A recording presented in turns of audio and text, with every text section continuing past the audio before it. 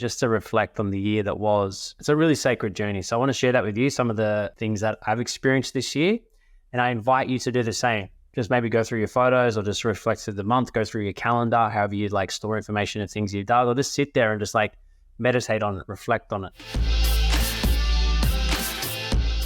What's up, my rich mystic man, and welcome to the very last episode of the Rich Mystic Man for 2023, baby. What a year it's been. Wow. My wife and I were having a conversation just the other day, and I was like, holy shit, this year was insane.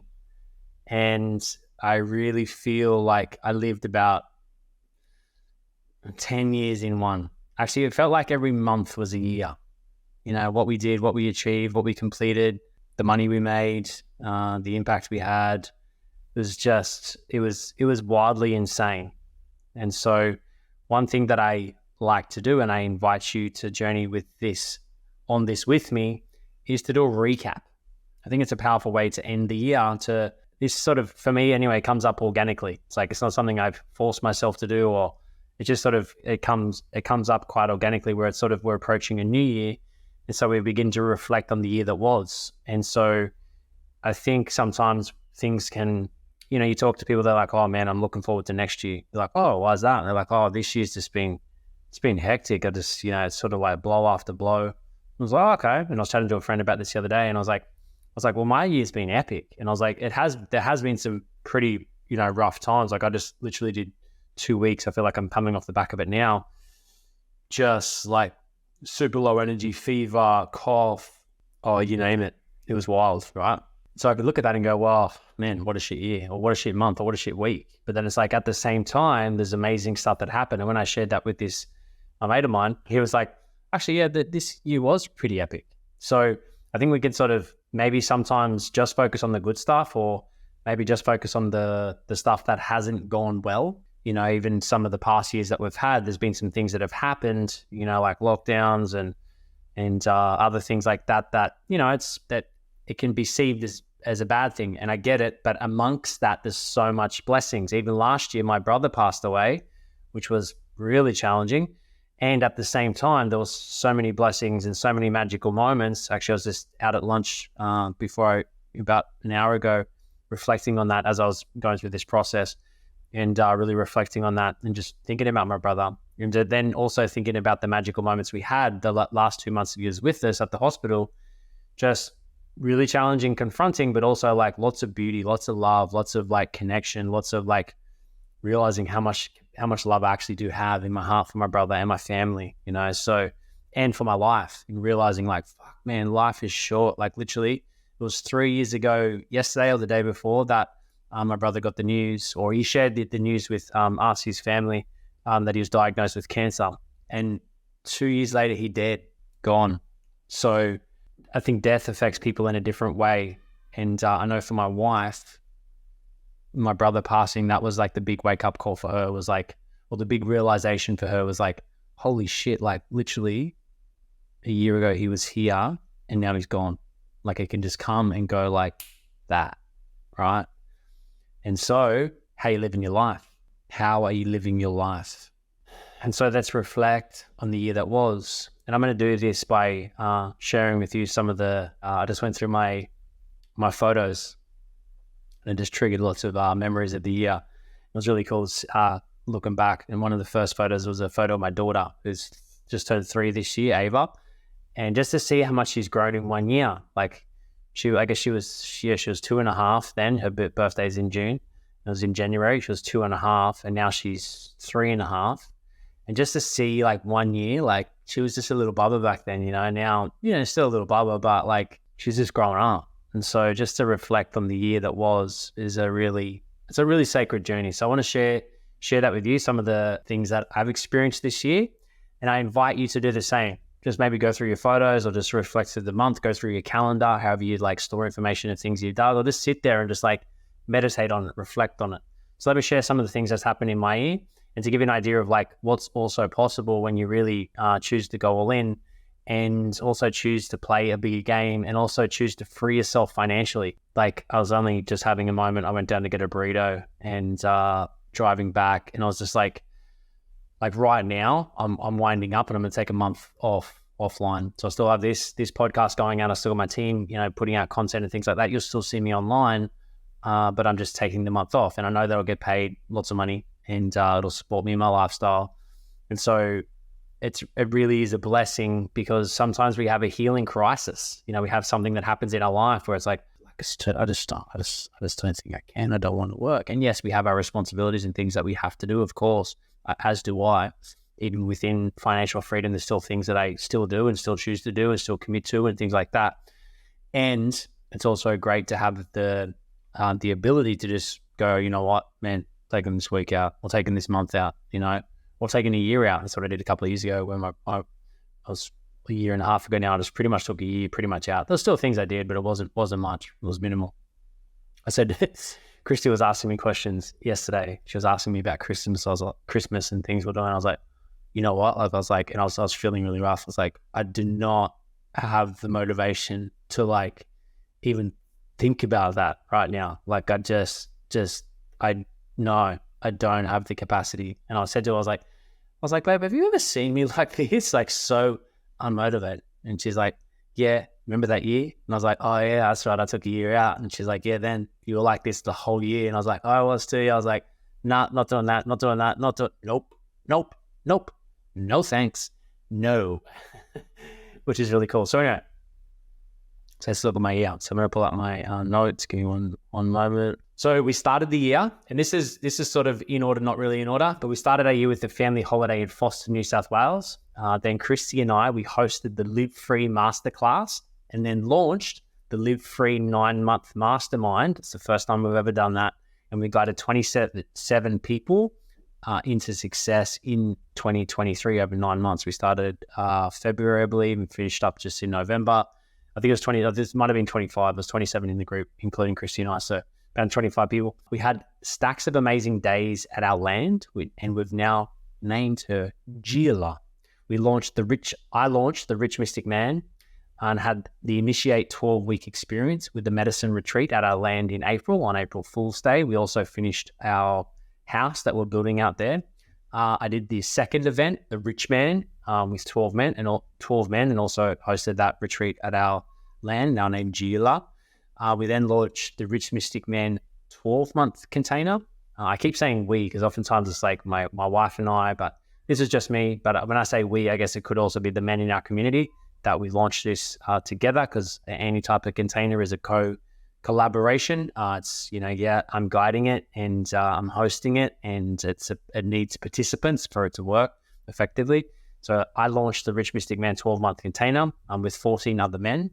And I, with that launch, took the Rich Mystic Man into over a 6-figure business. Pretty cool.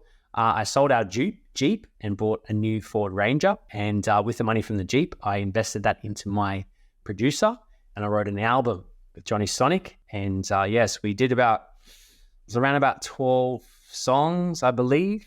And over 12 weeks, it was wildly, intensely insane and amazing. And I became a way better writer and artist because of it. We celebrated my late brother's birthday with an Own Your Beat, beers and burrito bash for what would have been his 42nd birthday, and the first birthday that we celebrated without him. And we were there, we were singing him happy birthday. We had a cake, there was like a burrito, and I had a life-size cutout of my brother. And we're there, and there's maybe 70 people there or something like that. And I was singing him happy birthday. And I said to the crowd, I was like, has anyone ever been to a birthday party of a deceased guy where they have a life-size cutout of him, and they got a cake and they're singing him happy birthday? And everyone's like, yeah, nah. It's like, okay, you experienced that first with Clint X Morgan. So that was cool. Ruby Rose, my daughter, youngest, she turned 1. Ava, she turned 3. And Venice, my eldest son, he turned 6.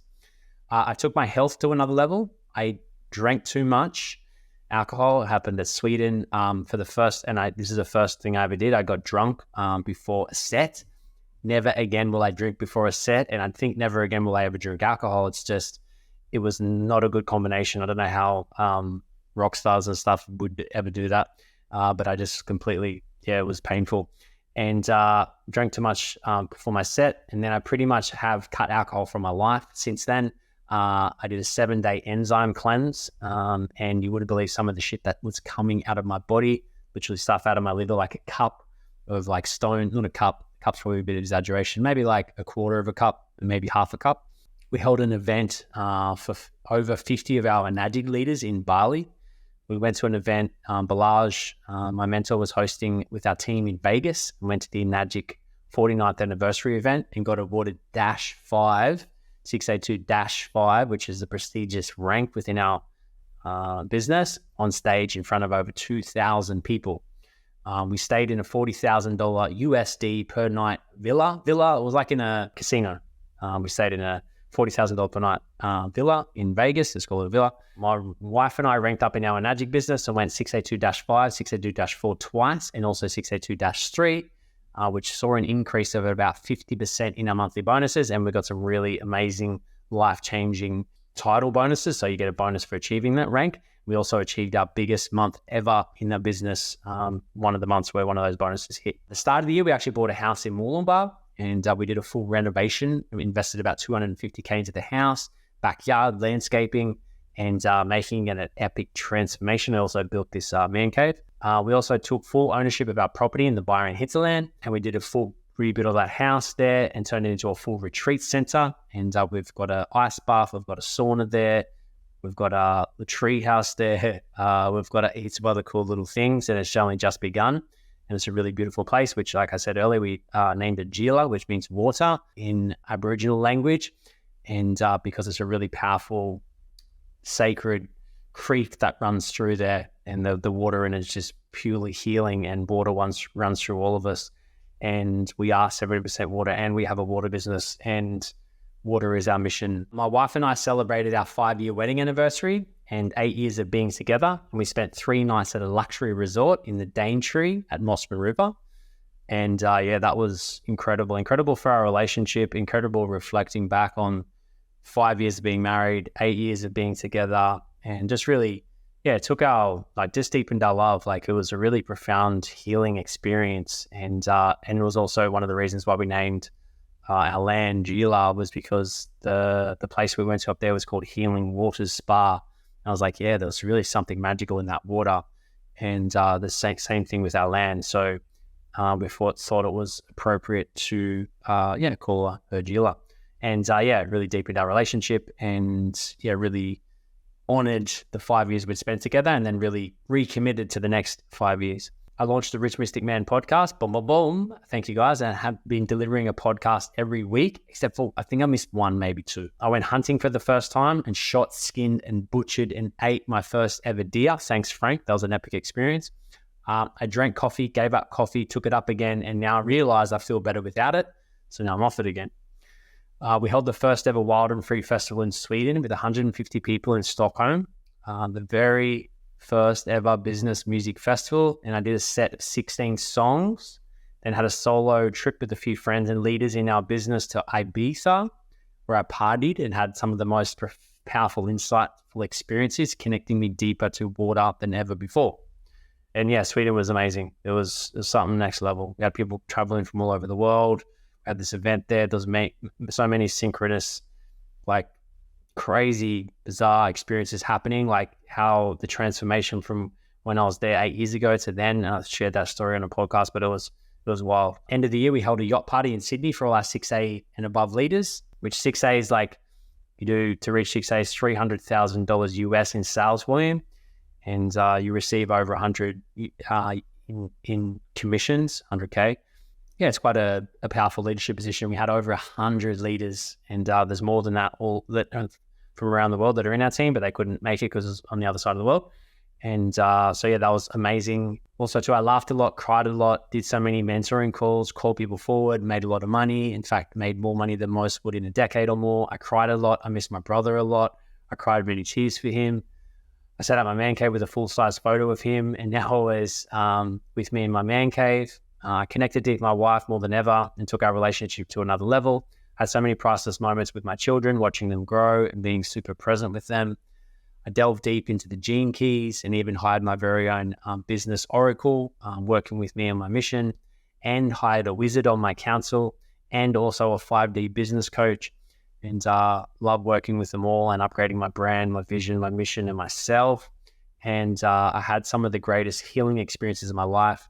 I journeyed a few times with Toad, and some massive shifts in my own personal transformations, and got clearer and more certain and joyous within myself as a result. Boom. Boom.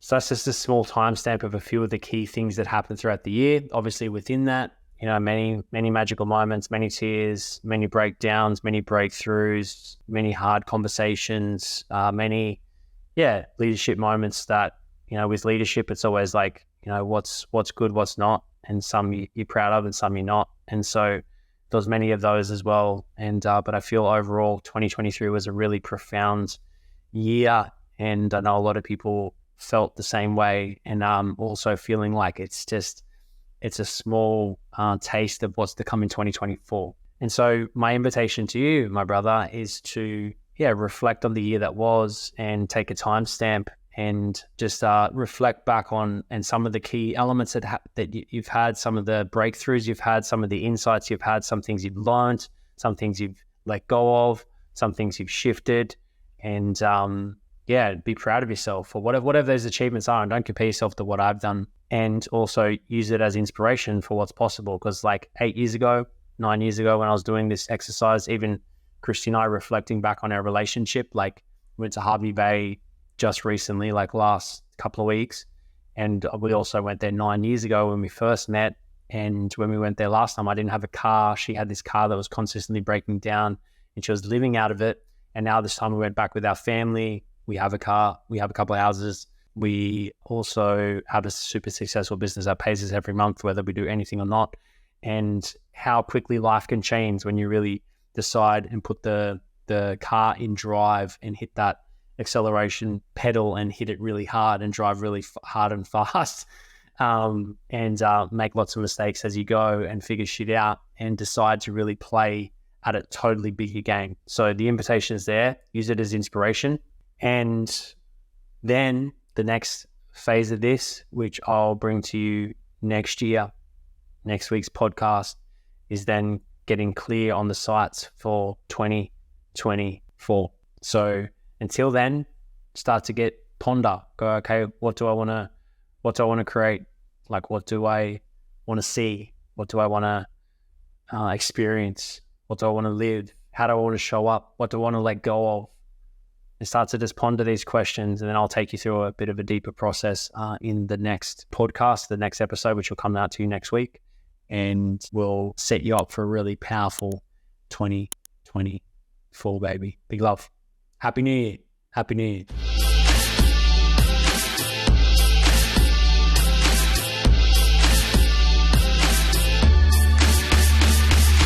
Sitting here watching the clock, I'm struggling, thinking of the bullshit that I've been juggling. Is there more to life than this? I'm thinking twice, got the price I'm paying.